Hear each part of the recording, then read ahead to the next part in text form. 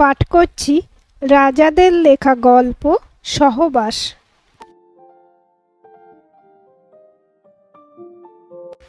শুনছো? অত্রি তোমায় কিছু বলতে চায়, একটু সময় করে ওর কথাগুলো শুনে নিও প্লিজ। রিনা বলে। অনিরুদ্ধ ভুরু কুঁচকে তাকায়। সময় করে মানে? কি এমন কথা আছে ওর যার জন্য হাতে সময় নিয়ে ওর কথা শুনতে হবে? রিনা বলে, এই হলো তোমাদের বাবা ছেলের সমস্যা। দুজনের কেউ শান্তভাবে মুখোমুখি বসে কথা বলতে চাও না, যেন দুই যুযুধান প্রতিপক্ষ একে অপরকে দেখলেই তেলে বেগুনে জ্বলে ওঠো। কিসের এত ইগো তোমাদের বলো তো? অনিরুদ্ধ জুতোর ফিতে বাঁধা হয়ে গিয়েছিল। গাড়ির চাবিটা দেওয়ালের কি হোল্ডার থেকে খুলে নিয়ে প্রশ্ন করে, তুমি কি আমার সাথে বেরোবে না পরে যাবে? রিনা বলে, না, আজ স্কুলে প্রথম দুটো পিরিয়ড অফ আছে, আমি ঘন্টাখানেক বাদে বেরোবো। অনিরুদ্ধ বলে, আমি চলি তাহলে। স্বয়ংক্রিয় লক সিস্টেমের দরজা অনিরুদ্ধর পিছু পিছু নিজে থেকে বন্ধ হয়ে যায়। অনিরুদ্ধ অফিসে যাওয়ার পথে সাধারণত রিনাকে ওর স্কুলে নামিয়ে দিয়ে যায়। কোনো দিন যদি স্কুলে প্রথম দিকের একটা দুটো পিরিয়ড অফ থাকে, তাহলে রিনা নিজেই মেট্রোয় চেপে চলে যায়। যেমন আজ প্রথম দুটো ক্লাস নেই, তাই ওই একটু পরে বেরোবে। এখান থেকে কবি সুভাষ মেট্রো স্টেশন হাঁটা পথে বড়জোর মিনিট 5। ওর স্কুলটাও সেন্ট্রাল স্টেশনে নেমে হেঁটে সেই 5-10 মিনিটেরই পথ, তাই মেট্রো রুটটাই ওর স্কুলে যাতায়াতের জন্য সুবিধাজনক। কিন্তু তাও অনিরুদ্ধর ইচ্ছেতেই ওকে একসাথে বেরোতে হয়। রিনা বারান্দায় গিয়ে দেখে অনিরুদ্ধ তার চেরি রঙের হন্ডা অ্যাকোয়ার্ডের দরজা খুলে উঠছে। আজ মাথা গরম হয়ে আছে, তাই গাড়িতে ওঠার সময় আর ওপরের দিকে তাকালো না। না হলে অন্যদিন রিনা একসাথে না বেরোলে গাড়িতে ওঠার আগে একবার মুখ তুলে ওপরের দিকে তাকিয়ে হাত নাড়ায়, কারণ ও জানে রিনা বারান্দায় দাঁড়িয়ে আছে। 10 তলার এত উঁচু বারান্দা থেকে নিচের মানুষজনকে স্পষ্ট দেখা না গেলেও নিচ থেকে কেউ হাত নাড়ালে অথবা ওপরের বারান্দায় কেউ দাঁড়িয়ে থাকলে মোটামুটি বোঝা যায়। রিনা বারান্দা থেকে শুকনো জামা কাপড় তুলে নিয়ে ঘরে ঢোকে। এবার স্কুলে বেরোনোর জন্য তৈরি হতে হবে। অত্রির ঘরের দরজা এখনও বন্ধ। অনেক রাত অবধি পড়াশুনো করে ছেলেটা। ঘরের দরজায় নক করতে গিয়েও থেমে যায় ও। থাক, ঘুমোচ্ছে ঘুমুক, স্কুলে বেরোবার সময় না হয় ডেকে দেবে।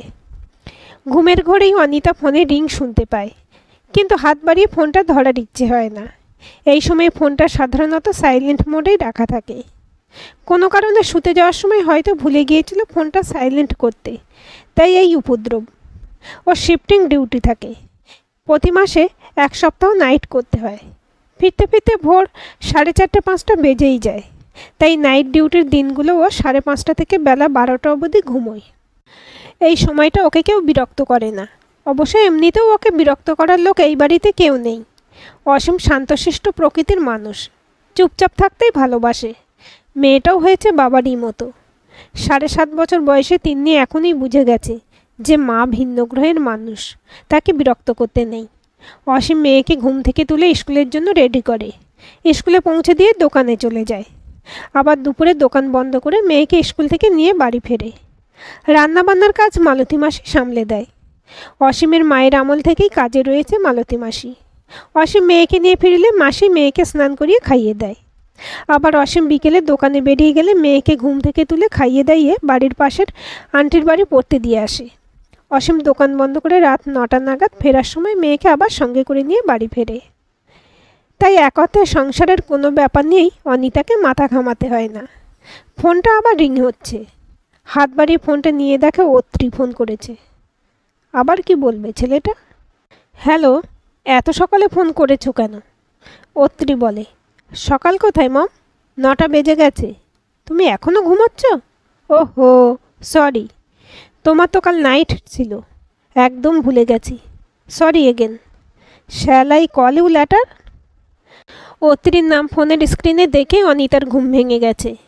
একটু কেশে গলাটা পরিষ্কার করে বলে, না ঠিক আছে, বলো কি বলবে। অত্রি বলে, ফাইন, আমারও তোমার সাথে জরুরি কথা ছিল। I just wanted to remind you that today is 6th of the month. You have forgotten to pay my pocket money, and this month you have to pay me 10,000 rupees. Anita গর্জে ওঠে, pay you? Did I বড়ো the money from you?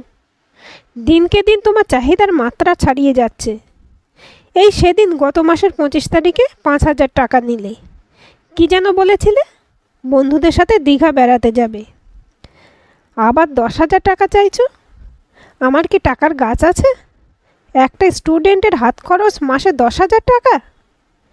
Atri শান্ত গলায় বলে, চিল মা, তুমি জানো আমার mobile ফোনটা পুরনো হয়ে গেছে, এটাকে রিপ্লেস করতে হবে, তাই চাইছি। আর তোমার কাছে এই টাকাটা তো নস্যি। তুমি মাসে মাসে 5 ডিজিট স্যালারি পাও। তোমার হাজব্যান্ডের departmental store, you can easily arrange it. Anita প্রসঙ্গ বদলে জানতে চায়, তোমার পড়াশোনা কেমন চলছে? অত্রি হেসে বলে, খুব ভালো। তুমি ওটা নিয়ে ভেবো না, ওটা আমার বাবার ডিপার্টমেন্ট। তুমি শুধু টাকাটা জিপে করে দিয়ে দাও, ব্যাস। অনিতা বলে, হ্যাঁ সে তো বটেই। আমার কাজ তো শুধু তোমার ফুর্তি করার জন্য এটিএম মেশিনের মতো টাকা জুগিয়ে যাওয়া। অত্রি বলে, এটা তো তোমাদেরই ডিসিশন ছিল। টাকাটা পাঠিয়ে দিও, এখন ছাড়ছি। মায়ের ফোনটা ডিসকানেক্ট করতেই দরজায় শব্দ হয়। হেব্বি খেপে গেছে আজ মা। যাক, তাহলে মিসেস অনিতা চ্যাটার্জিকে চটিয়ে দেওয়া গেছে। এই থুড়ি, এখন তো উনি আবার মিসেস বোস। এত বছর পরেও অত্রি কেন যে গুলিয়ে ফেলে। দরজা খুলতেই দেখে হাসি মুখে দাঁড়িয়ে আছে রিনা ম্যাডাম। এই ভদ্র মহিলাকে আজ এত বছর পরেও অত্রি না পারলো মা বলে ডাকতে, না পারলো আন্টি বলতে। উনি স্কুলের টিচার বলে ওই ম্যাডাম ডাকটাই হয়তো মুখ দিয়ে বেরিয়ে এসেছিল প্রথমে। তবে উনি স্কুলের ম্যাডামদের মতো কড়া বিহেভ কখনোই করেননি ওর সাথে। যদিও ওরা দুজনেই সবসময় একটা নিরাপদ ডিস্টেন্স বজায় রেখেছিল নিজেদের মধ্যে। তবে অত্রি লক্ষ্য করে দেখেছে ওনার ব্যবহারে সবসময় একটা প্রচ্ছন্ন মাতৃসুলভ স্নেহ ঝরে পড়ে, যেটা ও নিজের মায়ের ব্যবহারে কোনোদিন টের পায়নি। ইনফ্যাক্ট ওর মাঝে মাঝে মনে হয় ওর নিজের বাবা মায়ের থেকে এই ভদ্রমহিলাই বোধহয় ওকে সব থেকে বেশি বোঝেন। ম্যাডাম বলেন, অত্রি আমি স্কুলে যাচ্ছি, তুমি কলেজে যাবে তো? অত্রি বলে, হ্যাঁ আমিও বেরোবো। রিনা বলেন, বেশ, তোমার জন্য আজকে চিকেন স্যান্ডউইচ করেছি, টেবিলে ঢাকা দিয়ে রেখেছি। পাশে 1 গ্লাস মিল্কশেকও রাখা আছে, খেয়ে বেরোবে কিন্তু। কালকে কিছু না খেয়েই বেরিয়ে গিয়েছিলে। অত্রি বলে, ঠিক আছে আজ খেয়ে নেব। রিনা বলে, তাহলে আমি আসছি। রিনা বেরিয়ে গেলে অত্রি স্নানে ঢোকে। যদিও ওনাকে একটু আগে বলল কলেজে বেরোবে, কিন্তু আজও কলেজে যাবেই না। আজ পৌশালীকে নিয়ে সিটি সেন্টার 2তে যাবে। অনেক দিন ধরে মেয়েটা লেজে খেলাচ্ছে, কিছুতেই চার্ট ধরছিল না। গতকাল রাতে হোয়াটসঅ্যাপ করেছে, আজ নাকি মহারানীর সিটি সেন্টারে শপিংয়ে যাওয়ার ইচ্ছে আছে। অত্রি চাইলে দেখা হতে পারে। কি হাবভাব, যেন ঐশ্বরিয়া রায়। তবে একথা সত্যি, খানিকটা ঐশ্বরিয়ার ধাঁচ আছে মুখের আদলে। পাক্কা খেলুড়ে মেয়ে একটা। কলেজের সব কটা বড় লোকের ছেলে ওর পিছনে ঘুরঘুর করে, আর উনিও সবাইকে নাকে দড়ি দিয়ে ঘোরান। কিন্তু ওকে এতটা ভাও দেওয়া কি ঠিক হবে? এটা মনে হয় পরে ব্যাড ইনভেস্টমেন্ট হয়ে যাবে। অত্রি ভাবে, হলে হবে, কিন্তু এখন ব্যাপারটা প্রেস্টিজ ইস্যু হয়ে গেছে। ইউভানের বাইকে চেপে পৌশালীকে পরশুদিন কলেজ থেকে বেরোতে দেখেছে। বেরোবার সময় অত্রিকে দেখে ইউভান চোখ টেপে। ইউভানকে কিছুতেই পৌশালীকে তুলতে দেওয়া যাবে না। অত্রিকে জান লড়িয়ে দিতে হবে প্রয়োজনে। হ্যাঁ, কিছু মাল করে নিশ্চয়ই খরচা করতে হবে, তবে সেটা মায়ের থেকে ম্যানেজ হয়ে যাবে। ওর বাবা মা দুজনেরই অগাধ পয়সা আছে, তবে বাবার হাত যে উপর হবে না সেটাও ভালো মতোই জানে। কিন্তু মাকেও পকেটে পুরে ফেলেছে প্রায়। মায়ের থেকেই দফায় দফায় টাকা বাগিয়ে নিতে হবে। মনটা বেশ হালকা লাগে। মনে মনে বলে, বাইক চেপে বেশি দিন পৌশালীকে নিয়ে ঘুরতে পারবে না ইউভান রিয়ার। এবার ফিল্ডে অত্রি নামছে। তবে সবটাই নির্ভর করছে মা কখন টাকাটা পাঠায় তার উপর। ভাবতে ভাবতেই মোবাইলে পিং করে মেসেজ ঢোকে, 10,000 টাকা ক্রেডিটেড। বাহ, বেঁচে থাকো মা, আরও কাঁড়ি কাঁড়ি টাকা কামাও। তোমার অসহায় ছেলের যে খুব প্রয়োজন তোমার টাকার। হোয়াটসঅ্যাপে পৌশালীকে দ্রুত মেসেজ পাঠায়, 12:30টায় সিটি সেন্টার 2তে আসছি। পৌশালী বুড়ো আঙুলের ইমোজি পাঠায়। অফিসের লিফটে উঠতে উঠতে পকেটে রাখা ফোন ভাইব্রেট করে। অনিতা মেসেজ করেছে। অনিরুদ্ধভাবে, হঠাৎ অনিতার মেসেজ এলো কেন? বহুদিন হয়ে গেল কোনো যোগাযোগ নেই। মেসেজটা খুলতে খুলতেই লিফটের দরজা খুলে যায়। 7 তলায় নিজেদের অফিসে পৌঁছে গেছে। ওকে দেখতে পেয়ে ভারী কাঁচের দরজা খুলে দিয়ে লম্বা স্যালুট করে গেটে দাঁড়িয়ে থাকা সুহাস মাথাটা ঈষৎ হেলিয়ে ভেতরে ঢুকে যায়। ও গেট থেকে নিজের চেম্বার পর্যন্ত যাওয়ার পথে বিভিন্ন কিউবিকলে বসে থাকা ছেলে মেয়েরা গুড মর্নিং জানাতে থাকে। প্রত্যুত্তর দিতে দিতে নিজের চেম্বারের দিকে এগিয়ে যায়। অন্যদিন একটু দাঁড়িয়ে সকলের সাথে কুশল বিনিময় করলো, আজ সরাসরি চেম্বারে ঢুকে পড়ে। অনিতার মেসেজটাতে কী লেখা আছে সেই আগ্রহেই আজ এত তাড়া। ওকে গেট দিয়ে ঢুকতে দেখেই ওর নিজস্ব আড়দালে প্রণব ঘরের আলো জ্বেলে এসিটা অন করে দিয়েছিল। অনিরুদ্ধ সিটে বসতেই প্রণব ঘর ছেড়ে বেরিয়ে যায়।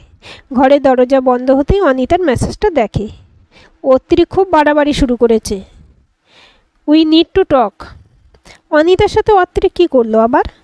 আজ অফিসে বেরোবার সময় রিনাও বলছিল ওর সাথে কথা বলতে। ছেলেটা দিন দিন বিগড়ে যাচ্ছে। ইতস্তত করে অনিতাকে কল করে। অনিতাকে ফোন করাটা পৃথিবীর সবথেকে বিরক্তিকর কাজ অনিরুদ্ধর কাছে। সব সম্পর্ক চুকিয়ে দেওয়ার পরও একমাত্র অত্রির জন্যই যোগাযোগটা রয়ে গেছে। স্বভাব স্মার্ট অনিরুদ্ধর কাছে এই যোগাযোগটা যে কী বিরক্তিকর তা কেবল ওই জানে। অনিতা ফোন ধরেই সরাসরি কাজের কথায় চলে আসে। যথারীতি সেই অভিযোগ এবং আদেশ মেশানো গলার স্বর। শোনো অনিরুদ্ধ, তুমি কি ছেলের দিকে তাকাও না আজকাল? কি আরম্ভ করেছে কি ও? যখন তখন আমার কাছ থেকে পয়সা চাইছে। অনিরুদ্ধ বলে, কি হয়েছে স্পষ্ট করে বলো।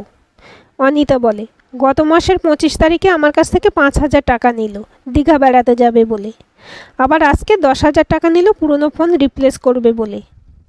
তুমি কি ওকে পকেট মানি দাও না? এই বয়সের ছেলে এত টাকার প্রয়োজন হচ্ছে কেন? ছেলেকে নিজের কাছে রাখার জন্য তখন জেদ ধরেছিলে, কিন্তু মানুষ করার দিকে খেয়াল রাখতে ভুলে গেছো বোধহয়। অনিরুদ্ধর মাথার দুপাশে রগ রাগে দপদপ করতে থাকে। মনে পড়ে আজ দুপুরে ক্লায়েন্টের সাথে লাঞ্চ মিটিং আছে। অনিতার সাথে বাকবিতণ্ডায় জড়িয়ে পড়লে মিটিংয়ে দফারফা হয়ে যাবে। নিজেকে শান্ত করার চেষ্টা করে বলে, ওকে হাত খরচ দেওয়ার সিদ্ধান্তটা আমি নিইনি, ওটা তোমার নিজের সিদ্ধান্ত ছিল। তুমি মনে হয় নিজের ফিজিক্যাল অ্যাবসেন্সকে কম্পেনসেট করার জন্য ওর হাতে টাকা গুঁজে দিতে। এনিওয়ে, ও আমার সাথেই যখন থাকে ওর ফিনান্সিয়াল প্রয়োজনটাও আমিই মেটাবো। তুমি আর ওকে কোনো ব্যাপারে ইন্টেলিজেন্স দিও না। আমি এইমাত্র অফিসে এলাম, পরপর অনেকগুলো কাজ আছে, পরে কথা বলবো, কেমন? অনিতা বলে, তোমাকে ডিস্টার্ব করার কোনো ইচ্ছা আমারও নেই। অত্রির আচরণই বাধ্য হলাম ফোন করতে, ছাড়ছি। ফোনটা ছেড়ে খানিকক্ষণ ফোনের স্ক্রিনের দিকে তাকিয়ে থাকে অনিতা। এই হলো অনিরুদ্ধ, কিছুতেই হার মানবে না। অসহ্য মানুষ একটা। ঠিক ওর দিকেই দোষটা ঠেলে দিল। ঘড়িতে দেখে 10টা বাজে। আর শুয়ে থেকে লাভ নেই। বাড়িতে কোনো মানুষের সারা শব্দ নেই, একমাত্র রান্নাঘরে মালতী মাসির খুটখাট আওয়াজ ছাড়া। অসীম মনে হয় মেয়েকে স্কুলে পৌঁছে দিয়ে দোকানে চলে গেছে এতক্ষণে। বিছানা ছেড়ে উঠে পড়ে অনিতা বেডরুমের সাথে অ্যাটাচ বাথরুমে গিজার অন করে মালতী মাসিকে চা বানাতে বলে। বেডরুম থেকে বেরিয়ে মেয়ের ঘরের দিকে চোখ পড়তেই অবাক হয়ে যায়। দেখো অসীম আর তিন্নি দুজনে বসে লুডো খেলছে। এ কি, আজ তিন্নি স্কুলে যায়নি? হঠাৎ মায়ের গলা পেয়ে ভয়ে কেঁপে ওঠে তিন্নি।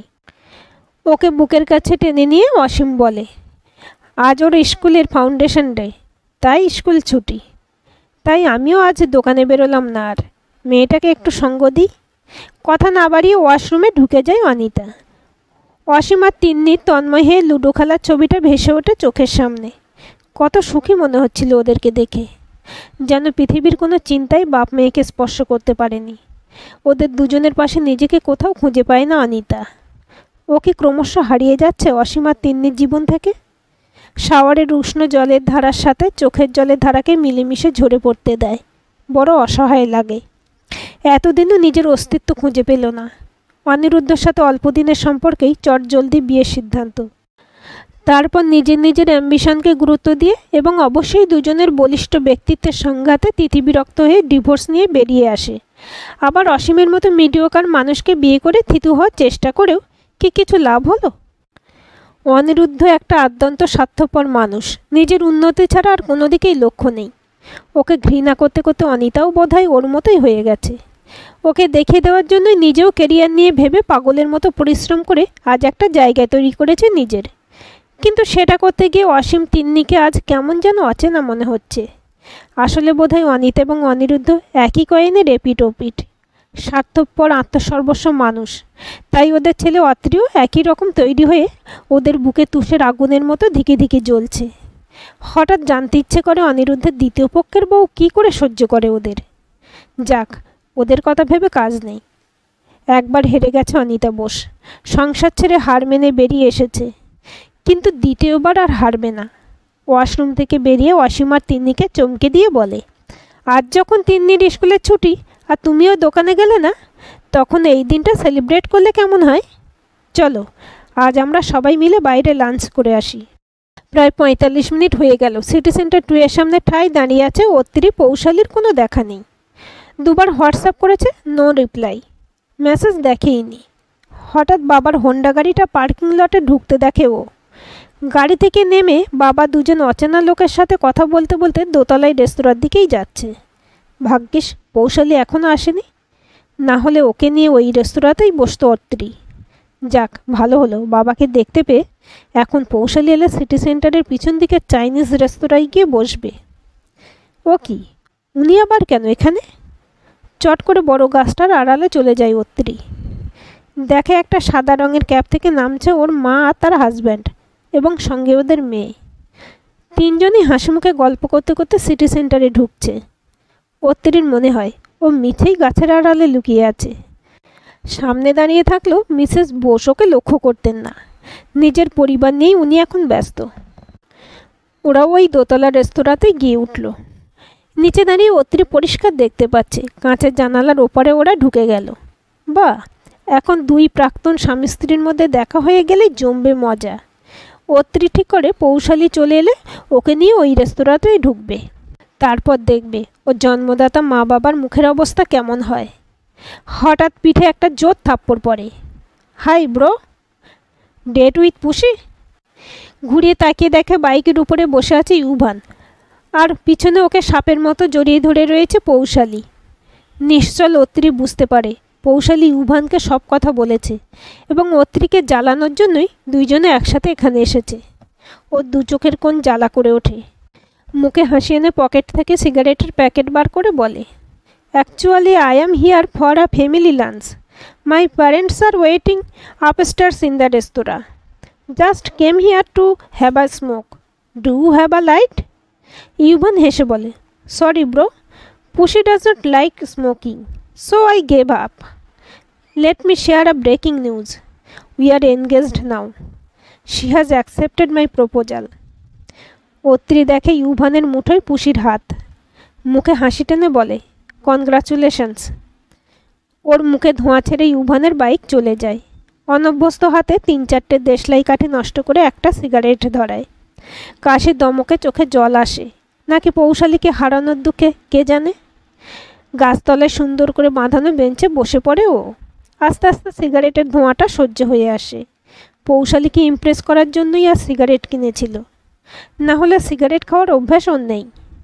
দু চোখে অঝরে বৃষ্টি নামে। জীবনের প্রথম ভালোবাসার মৃত্যু ঘটল। একটু চোখের জল আর সিগারেটের ছাই তো তার প্রাপ্যই। ফুটপাত দিয়ে হেঁটে যাওয়া মানুষজন হয়তো অবাক চোখে তাকায়, একটা 19-20 বছরের ছেলে কেনই বা রাস্তায় বসে কাঁদে, সে খবর আর কজন রাখে। ঘড়িতে কতক্ষণ সময় অতিক্রান্ত করেছে তা অত্রির জানা নেই, তবে ইতিমধ্যে একটা গোটা প্যাকেটের 5-6টা সিগারেট পুড়ে ওর পায়ের কাছে এদিক ওদিক ছড়িয়ে ছিটিয়ে রয়েছে। হঠাৎ পিঠে আলতো হাতের স্পর্শ লাগে। মুখ তুলে দেখে হাসি মুখে রিনা দাঁড়িয়ে। কি আশ্চর্য বলো তো, একেই বলে টেলিপ্যাথি। এক্ষুনি আমি তোমার কথাই ভাবছিলাম। একটু উঠে পাশ ফিরে দাঁড়াও তো, দেখি তোমার সাইজে হয় কি না, না হলে এখনই পাল্টে নেব। যন্ত্রের মতো আদেশ পালন করে অত্রি। রিনা একটা নতুন কেনা জামা ওর পিঠে ফেলে মেপে নিয়ে খুশি হয়ে বলে, এই তো একদম ফিট হয়েছে। জামাটা প্যাকেটে পুরে অত্রির হাতে দিয়ে প্রশ্ন করে, পছন্দ হয়েছে তো রঙটা? না হলে বলো, পাল্টে নেব। অত্রি বলে, আপনি এখানে? কিন্তু কেন, কি দরকার ছিল? রিনা হেসে বলে, বাপরে, কতগুলো প্রশ্ন একসাথে করে ফেললে। তারপর অত্রির হাত মুঠোয় নিয়ে বলে, সব বলবো, এখন চলো তো, খুব খিদে পেয়েছে। অত্রির হাত ধরে দোতলা সেই রেস্তোরাঁতে নিয়ে আসে রিনা, যেখানে একটু আগে ওর মা বাবা আলাদা আলাদাভাবে এসেছিল। ঘাড় ঘুরিয়ে চারদিকটা দেখে অত্রি। না, ওদের কোথাও দেখা যাচ্ছে না। তার মানে বেরিয়ে গেছে। ওরা মাঝের সারির একটা টেবিলে বসে পড়ে। রিনা মেনু কার্ড দেখে বলে, মটন বিরিয়ানি আর চিকেন চাপ অর্ডার দিচ্ছি। তুমি তো বিরিয়ানি খেতে ভালোবাসো। অত্রি ঘাড় নাড়িয়ে সম্মতি জানায়। খাবার অর্ডার দিয়ে রিনা বলে, আসলে আজ দুটো পিরিয়ড হয়ে স্কুলটা হঠাৎ ছুটি হয়ে গেল। বন্ধুরা শপিং করবে বলে এখানে নিয়ে এলো। আমি তখন ভাবলাম তোমার জন্য একটা জামা কিনি। অত্রি জানতে চায়, আপনার বন্ধুদের তো দেখলাম না। রিনা বলে, ওরা একসাথেই ছিল। আমি হঠাৎই তোমাকে দেখতে পেলাম। দেখি গাছতলায় বসে তুমি কাঁদছো। ওদের সাথে তোমার পরিচয় করালে তুমি অপ্রস্তুত হয়ে পড়তে। তাই কাজ আছে বলে ওদের ছেড়ে দিয়ে তোমার কাছে চলে এলাম। অত্রি লজ্জা পাচ্ছে দেখে রিনা বলে, লজ্জা পেও না, মাঝে মাঝে কাঁদাটাও উচিত, মনটা হালকা হয়। একটা কথা বলি, বেশ কিছুদিন ধরে লক্ষ্য করছি তুমি কেমন যেন একলা হয়ে পড়ছো। সেই একাকিত্ব কাটানোর জন্য কোনো ভুল সঙ্গী নির্বাচন করে ফেলো না যেন, তাহলে জীবন কিন্তু দুর্বিষহ হয়ে উঠবে। এখানে কি কারোর সাথে দেখা করতে এসেছিলে? অত্রির মনে হয় এই ভদ্রমহিলাকে বোধহয় সব কথা খুলে বলা যায়। ও বলে, আমার লাইফটা পুরো ঘেঁটে গেছে ম্যাডাম। আমার বাবা মা দুজনেই আছে, কিন্তু তারা কেউ আমার আপন নয়। পৌশালী নামে একটা মেয়েকে একটু একটু ভালো লেগেছিল, সেও তুড়ি মেরে পালিয়ে গেল। নিজেকে কেমন যেন ফেলনা মনে হচ্ছে। কারো কাছেই আমার কোনো কদর নেই। জানো ম্যাডাম, আমি পড়াশোনায় খুব একটা খারাপ নই। আমি ঠিক করেছি কলেজ শেষ করে ব্যাঙ্গালোর বা হায়দ্রাবাদে চলে যাব, আর এখানে ফিরব না। রিনা হেসে বলে, ও মা, বাইরে গিয়ে নিজের জীবন গড়বে, এ তো খুব ভালো কথা। কিন্তু তাই বলে তোমার কেউ নেই, কেউ তোমাকে ভালোবাসে না, এ কথাটা ঠিক নয়। তোমার বাবা মা দুজনেই ব্যস্ত মানুষ, তাই হয়তো তোমাকে সময় দিতে পারেন না। তাই বলে তারা তোমায় ভালোবাসেন না, এ কথাটা ঠিক নয়। তুমি জানো, তোমার বাবা আমাকে বলেছে তোমাকে বিদেশে পাঠিয়ে উচ্চশিক্ষায় শিক্ষিত করে আনবে। ভালো না বাসলে কখনো বলতো? অত্রি উদাসভাবে বলে, দূর, কোনো দিন কাছে ডেকে জানতে চাইনি কেমন আছিস, কি করছিস। বরঞ্চ তোমার মধ্যে আমি অনেকটা আমার জন্য কনসার্ন দেখেছি। রিনা বলে, একটা কথা বলি অত্রি, তুমি তো বড় হয়েছ, হয়তো বুঝতে পারবে। আসলে আমরা সবাই ভয়ে ভয়ে বাঁচি। কারো ভয় টাকা পয়সা হারিয়ে ফেলার, কেউ ভয় পায় সম্মান হারিয়ে ফেলার। কিন্তু একটা ভয় সকলের ক্ষেত্রেই কমন, সেটা হলো একাকিত্বের। তাই তোমার বাবা এবং মা ডিভোর্সের পরেও আবার সংসার পেতেছেন। কিন্তু নতুন সংসার শুরু করে যেই একটা মানুষকে পেয়েছে, অমনি তখনই আবার বেরিয়ে পড়েছেন টাকা পয়সা সম্মান প্রতিপত্তি পুনরুদ্ধারে। এ এক আজব চাহিদা সিরিজ, একটা মিটলেই আর একটার পুরনো মানুষ বেরিয়ে পড়ে। জানো তো, আমরা আসলে পরস্পরের সাথে একই সংসারে সহবাস করি, কিন্তু আমাদের চাহিদা আমাদের লক্ষ্য সব কিছুই আলাদা। এই চাহিদা পূরণ করতে গিয়ে আমরা পরস্পরের থেকে বিচ্ছিন্ন হয়ে পড়ি। তখন আবার নতুন মানুষের সাথে ঘর বাঁধি, কিন্তু ঘর আর তৈরি হয় না, শুধু সহবাসই করতে থাকি। কিন্তু তা সত্ত্বেও আমাদের তো বিশ্বাস হারালে চলবে না। এই স্বার্থের সংসারেই আমরা নিঃস্বার্থ বন্ধুও খুঁজে পাই। যেমন তুমি আর আমি কেমন বন্ধু হয়ে গেলাম হঠাৎ। কি হলাম তো? রিনার ছোট ছোট দু হাতের মুঠোয় অত্রির পুরুষালী হাত দুটো কি নতুন করে বাঁচার বিশ্বাস খুঁজে পেল, কে জানে। আজকের গল্পটি আপনাদের কেমন লাগলো কমেন্ট করে জানাবেন। ভালো লাগলে অবশ্যই একটা লাইক দেবেন আর চ্যানেলটি সাবস্ক্রাইব করে সাথে থাকবেন এবং নতুন ভিডিও আপডেট পেতে বেল আইকনটি ক্লিক করে রাখুন। গল্পটি ভালো লাগলে অন্যদের সাথে শেয়ারও করতে পারেন।